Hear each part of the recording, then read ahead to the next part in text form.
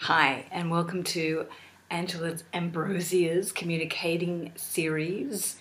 And we're looking at communicating with all levels of the self, being the soul or spirit, body, emotion, and feelings. So this video is about communicating with feelings.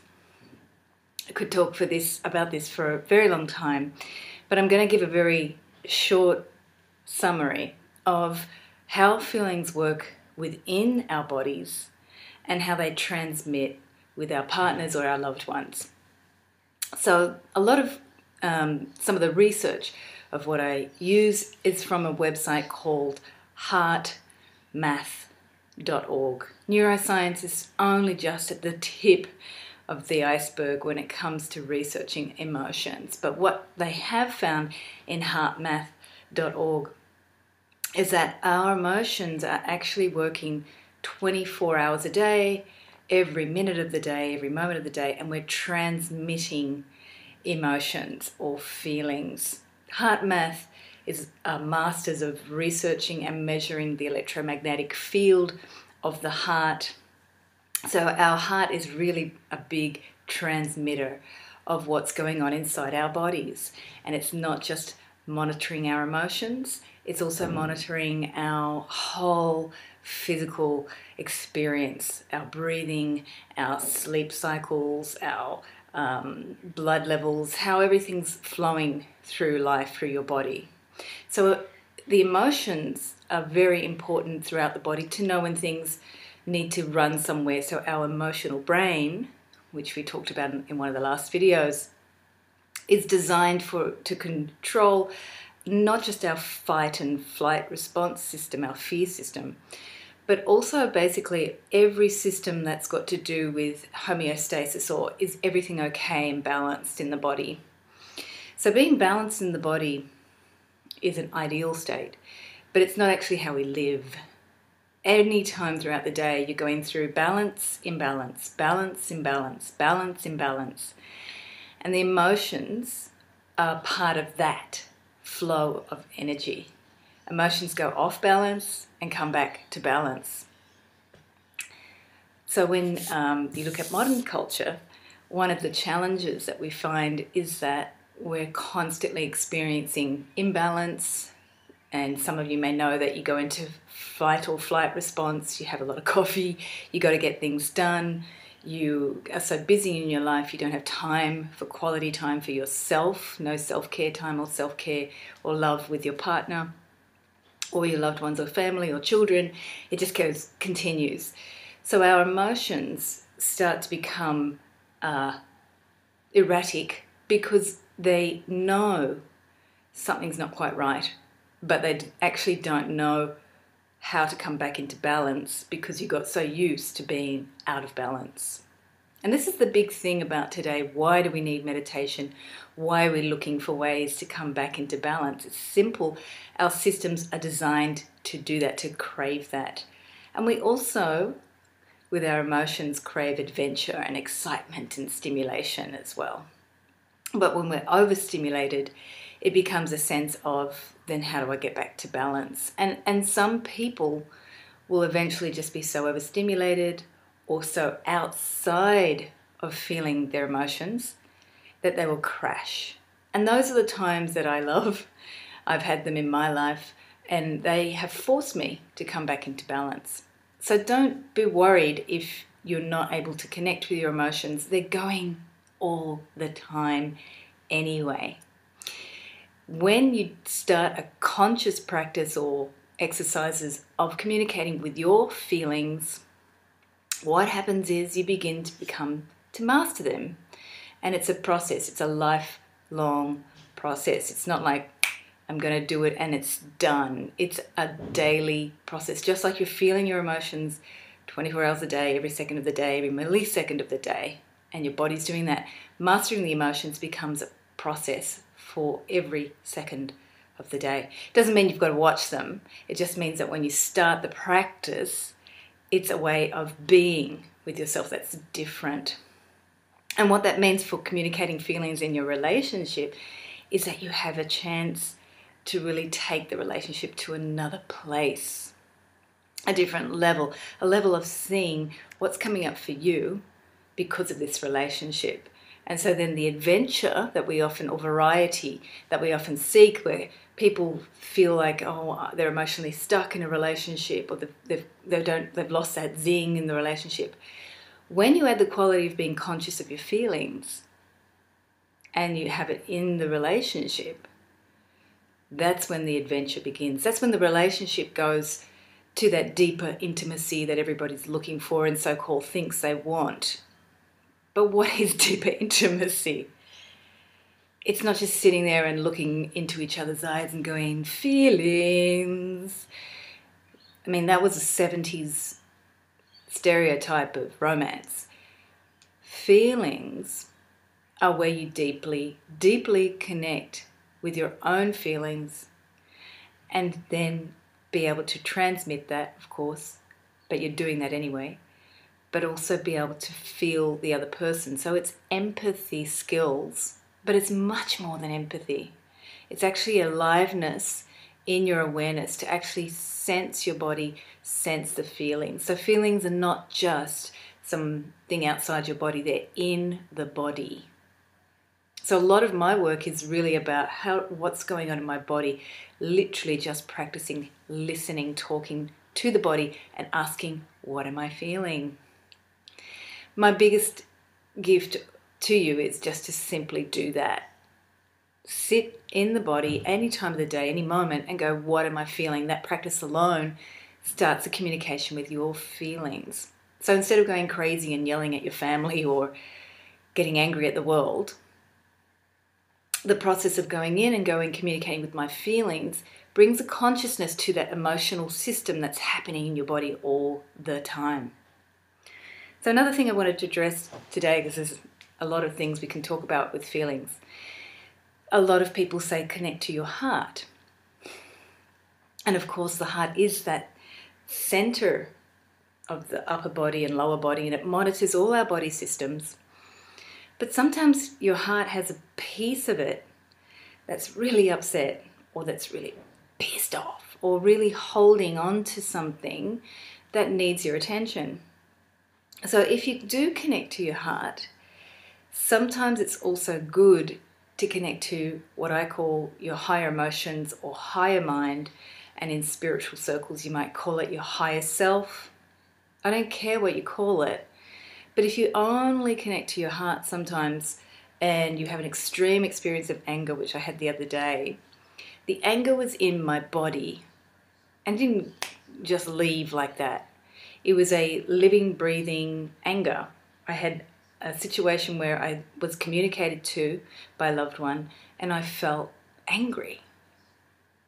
And it didn't matter what the person said to me or didn't say. That feeling was in my body. And those feelings, anger, jealousy, lust, rage, hunger, all of these primal feelings, because we're human and we lust and we hunger and we crave to get life and experience life. Those feelings are ancient. And they're not things that you can just be conscious of and go, well, let me come into balance here. They're not meant to be monitored by simply focusing your attention on a better positive emotion. They're actually meant to be fully experienced in the body. If you look at any other animal in the world, in nature, they will fully experience chasing an animal until they get the animal, or they'll fully sing a song and completely sing and repeat it over and over and over again. They fully express a feeling. When we have anger as a human being, we get into a serious place of judging and fear and thinking, how am I going to deal with this? What will they think of me? I can't express this in public. I can't express this with my partner. I can't express this with my family. And humanity has conditioned over time that primal emotions are bad, evil, and should be hidden. And some cultures actually create their culture around that you don't express certain emotions in public. So that's also the energy of that culture. But understand that the culture of humanity was trying to create social structures to monitor these primal emotions that are in us because we're human. We're animals as well as human. So when you have something that intense coming through you, all you can do is ask for it to move through you and to experience it fully. If you actually just say, I'm just going to focus on something positive, you'll notice that your behaviours throughout the day will be passive-aggressive. If it's anger, if it's sadness, you'll just start to withdraw, or you'll start to, again, be passive-aggressive because you're angry because you haven't let the sadness come through. Or you just feel crap. Why do we feel crap sometimes? Because we haven't fully expressed a feeling. So my fascination with the anger the other day was, how do I fully experience that anger and still function at my work? So that's an interesting one. And what I did was say, look, talk to my higher self, say, look, I'm not really dealing with this right now. I'm feeling really angry. I was very authentic about what I was feeling. I was saying a few things to the other person and also not saying it to their face. I was saying, I don't like this, I don't like that, I'm upset about this, to my higher self, having a conversation with my higher self about my feelings. So basically I brought in a third party to the situation that wasn't related to the person. Someone I could literally communicate exactly what I'm feeling and feel it in my body. And then in that communication I said, look, I can't handle this. I don't want to talk to the person, and I really need to focus on my work, and I need help. I need to be able to just have this experience and keep going. Because that's one of the challenges in modern life. We don't have time to sit around and just be angry and sad and let these primal feelings or emotions process until they're finished. We're not chasing animals out there and getting the kill and feeling that release. So that's one reason why exercise is so good, primal exercise, boxing or martial arts or even dance or other things that really get you into an emotion where you fully express it and experience it and then get to an end. They're really great activities to balance our ancient feelings and motives and motivations that move us. And then I started to breathe because I just asked for that support to help me feel the feeling and keep going. And just by asking that, what happened was the conversation naturally happened. So one of the things when primal emotions come is you do need to have a moment to connect to self and go, what am I feeling? Same question in the moment of the heat of the moment, and ask for that help from your higher self. If you don't believe in the higher self, use something. Ask for your higher mind or emotions to come in. Because if you're just in the heart or if you're just in the body, it's still being run by those primal emotional mind and limbic system and all the other fear response systems. So it's still operating on that system. So one of the gifts of being human is that we are creative. We do have spirit, and we still don't know exactly where that lives physically in the body. In science terms, we don't. But we have seen that meditation, contemplation, awareness creates shift in blood pressure, can lower your heartbeat, can bring you calmness. This is the thing in neuroscience they're constantly saying in the last 2 to 3 years. There's been several studies with meditation being able to truly drastically change outcomes of stress in the body and therefore heal certain people. So the only way that we can do that is just by simply asking for that state to come in. This is very different to any other animal. And just to even know that we have that capacity to change our feeling state. We have a lot of possibility in human experience to actually call on that higher aspect of ourselves that can literally ask to look at what we're feeling and ask for a different outcome. So when you're looking at communicating with your partner through your feelings, if you want to bring those primal emotions to your partner, that's great, but you might also get a primal response. So what I recommend in general is any process you can do to fully be with whatever you're experiencing first. I know it's hard in the moment when you're having a certain response to your partner not to be able to give it back to them or to get angry or just to withdraw as well. So sometimes people get angry if their partner says things to them that they don't respond well with, or sometimes they withdraw or become silent. So that's fine. In the moment, it's the moment.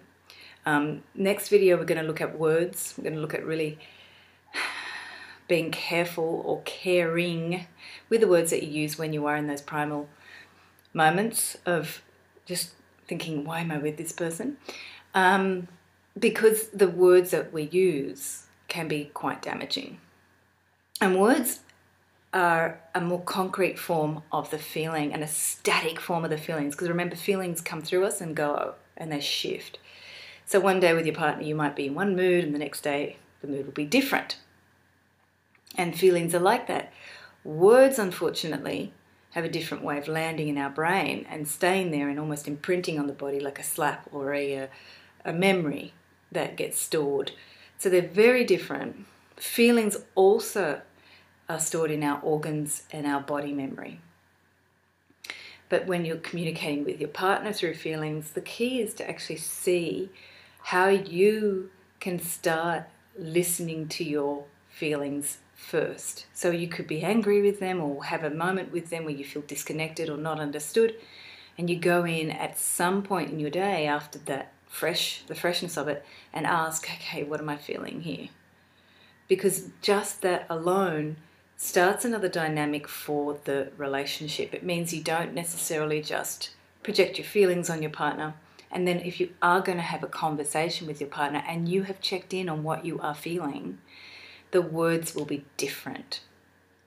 And we really want to make sure that the words come from a place which doesn't create more of the same feeling. We want the words to also help you process the feeling out of you, not create another new feeling. Human beings are very creative. It's one of our gifts, but it can also, in a negative way, if we're hurting people, create a lot more hurt. So if you start to watch the process like an artist, you watch your own words, you watch your own work, you watch your own feelings, and discuss it and feel it and ask for it to process through you, it begins a different way of dancing with the emotions.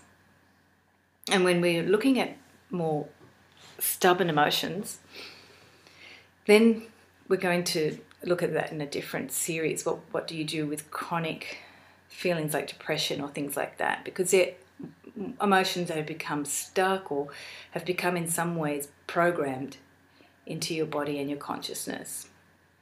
So I'll look at that in another series as well, some of those deeper, darker moments of our lives. So let's do a concluding exercise just to practice a checking in exercise. It's going to be fairly short and something that you could even make shorter in your day with practice. I have been doing the what am I feeling exercise for a very long time, since I was a teenager, but at that time I didn't have the ability to feel my higher self. I wasn't aware of it. I wasn't calling it in. And that was a very hard time for me because I was always asking, what am I feeling? What am I feeling? And I was getting stuck in my body stuff and in my heart that was still very much hurt or carrying a lot of hurt. And especially with the heart, we want to look at how to just feel it and let it be what it is.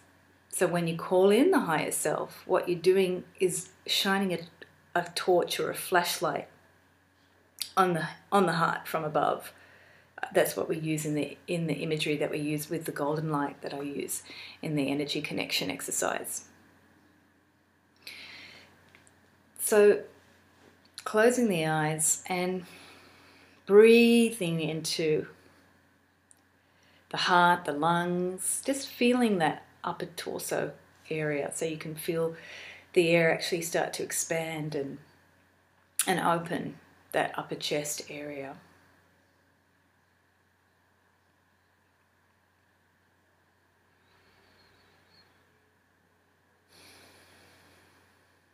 And we're going to do a little anatomy check. So with the breath as well, start breathing into the top of the body, the brain.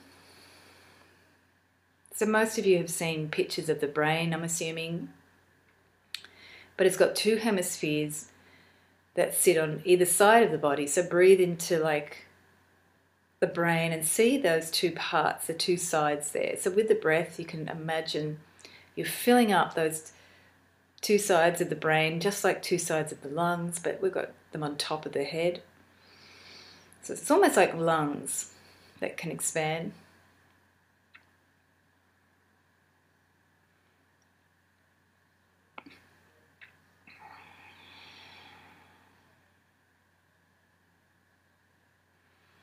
And then we're going to take our awareness or attention with the breath to the eyes.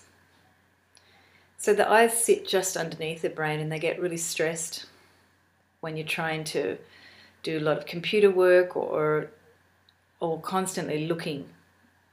And bring the eyes to a softness as well. So you can just ask for the breath to bring some energy and softness to the eyes.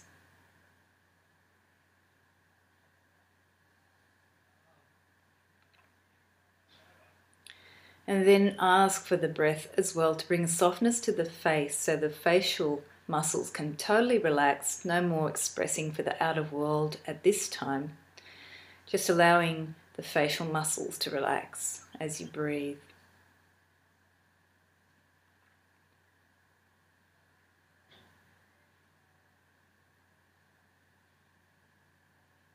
And then bring the awareness to the throat and mouth.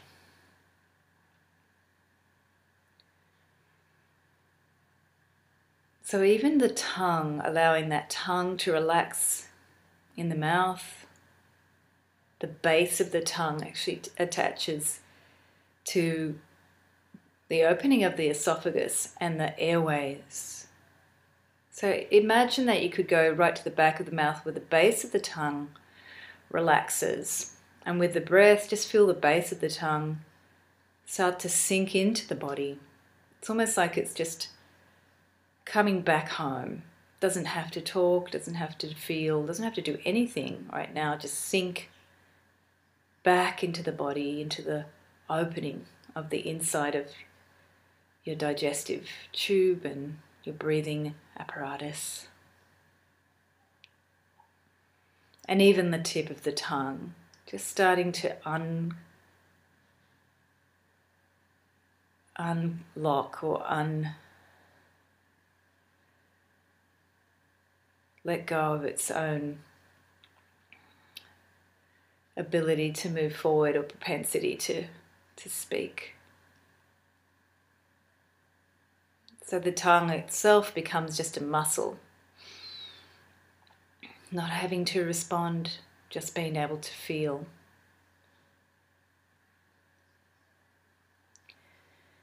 And then as you bring your awareness to the throat area and the clavicles, the bones underneath the neck there, just allow all of that area to fill up with energy, using your breath to just allow a softness into the neck and the clavicles.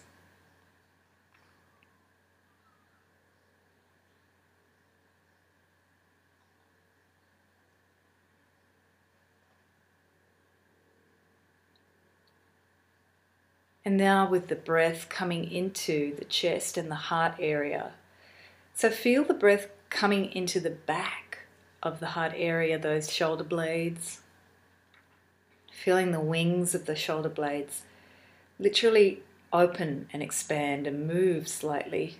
So you can feel those collarbones going a little bit wider and just the heart itself filling more space. So as you breathe, just allow the air to go to whatever part it needs. It may need to fill more of the lungs or go into the back of the lungs and the back of the shoulder blades and open up there.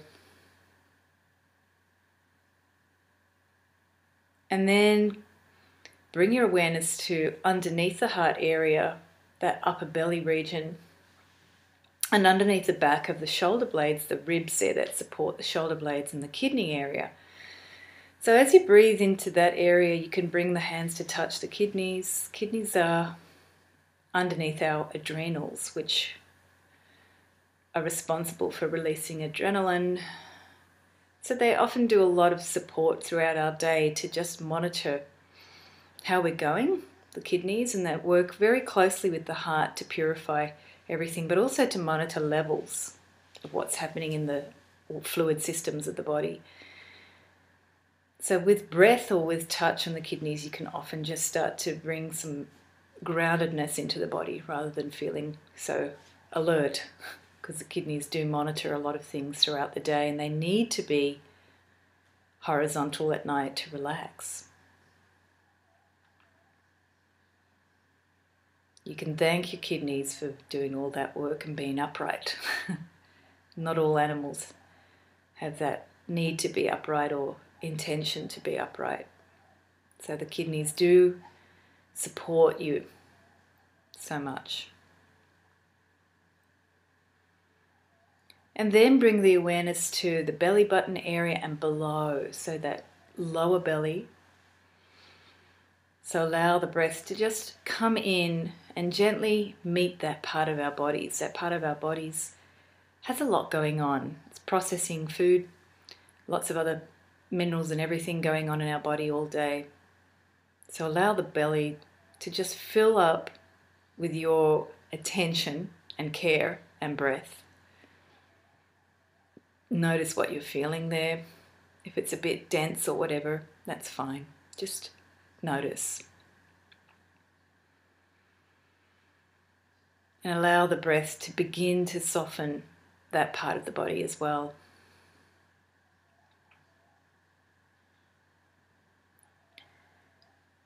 And then bring your awareness to the bottom of the pelvis, or your actual seat. So depending on what you're sitting on, you can feel the sitting bones. At the top of each leg, there are the top of the leg bones, which become our sitting bones when we sit down. So just feel the air actually going into that tail of you.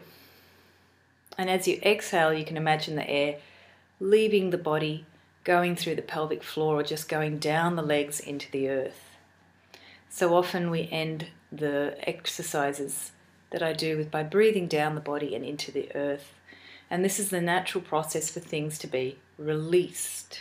And it's a pathway for our emotions as well. The emotions come out in many ways. They come out through our pores of our skin, our eyes crying, or our breath expelling toxins or words or air or hormones that may be released if we've gone into certain responses of the body. Comes out of all pores of your skin, through sweat, through expelling toxins or any energies through that. But if you wish to release excessive emotions, this process of just going down the body and breathing into the earth, really simple and really powerful.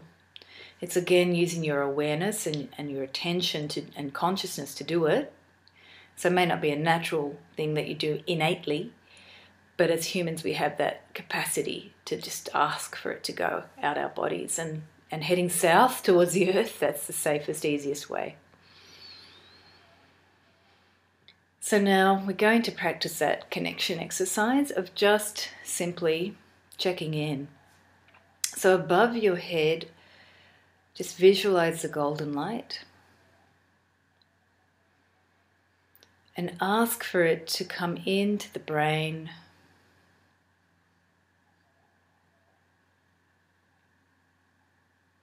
and down into your heart. And at this point, you can just ask for your higher self to come in and help you or connect with you, whatever language feels appropriate for you. Feel that heart actually connecting to the higher self just because you asked for it. If you don't like the higher self word, come up with a word that works for you, higher thoughts, higher emotions. Someone outside myself that can help me now. And feel the heart actually receive that light or that connection to the higher self. And you can visualize the golden light coming into the heart.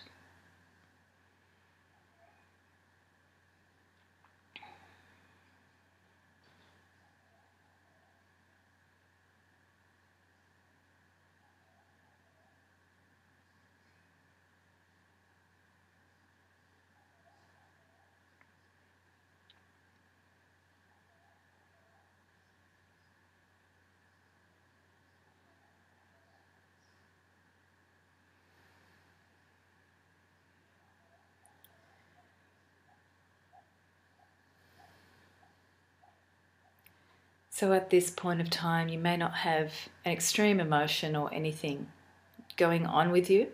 If you do, then at this time, all you would ask is, what am I feeling? And even if you don't have an extreme emotion, you simply just ask the same question, what am I feeling? So if there's any situation in your life right now, in regards to a relationship, situation at work, anything that's not flowing in your life, basically, you can think about that situation or relationship. And as you think about it or bring it to mind or to heart, just ask, what am I feeling?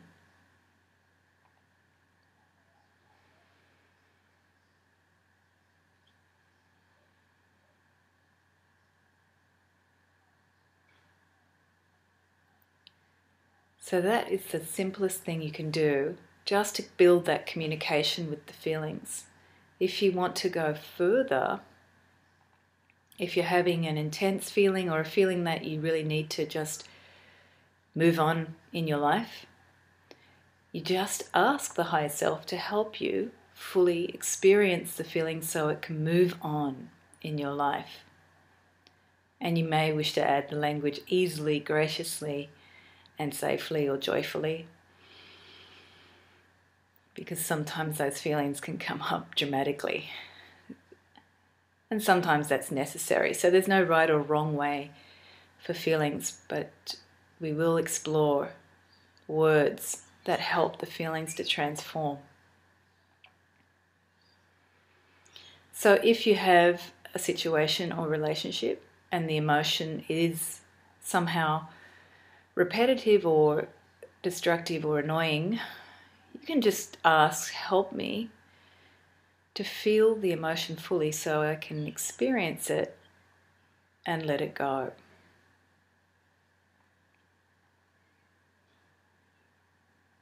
Easily, graciously, joyfully, safely.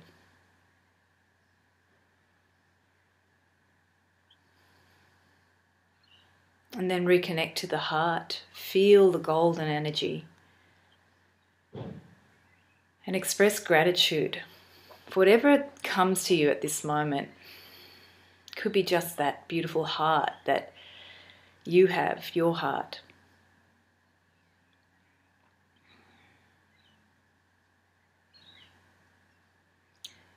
And take some breaths and visualize the energy moving from the top of your body all the way down to the feet, into the earth.